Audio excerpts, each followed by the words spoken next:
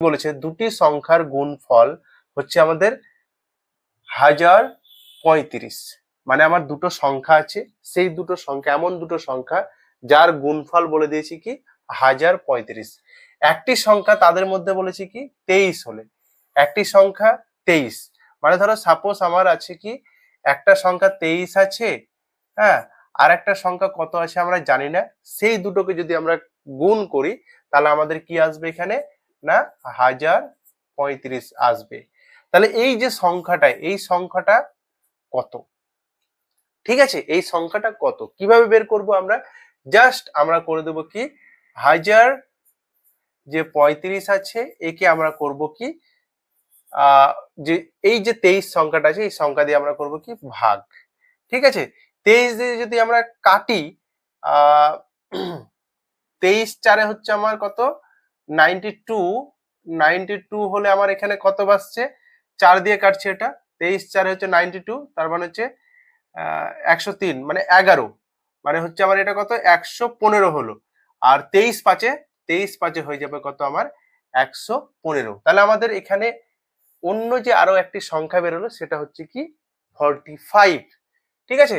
তাহলে কি বলছে হলে অন্য সংখ্যাটি কত, এই অন্য সংখ্যাটি হচ্ছে the other number is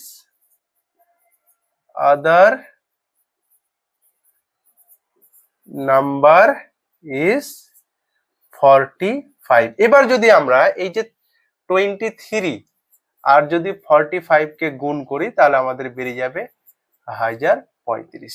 ওকে, চলো নেক্সট যে অঙ্কটা আছে সেই অঙ্কটা কি বলেছে, দুটি সংখ্যার গসাগু বলে দিয়েছে 5।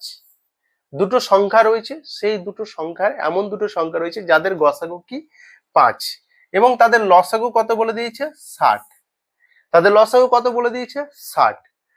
একটি সংখ্যা 15 হলে, একটি সংখ্যা কত হলে 15 হলে, ঠিক আছে, একটি সংখ্যা 15 হলে অন্যটি কত। তো এই ক্ষেত্রে কি করব, একটা সংখ্যা আমাদের বলে দিয়েছে কত 15, তাহলে অন্যটি কত কিভাবে করতে হবে, অন্যটি কিভাবে বের করব, তাহলে 5 আর হচ্ছে 60 এদের আমাদেরকে কি করতে হবে গুণ করে দিতে হবে, দিয়ে 15 দিয়ে আমাদেরকে করতে হবে কি ভাগ।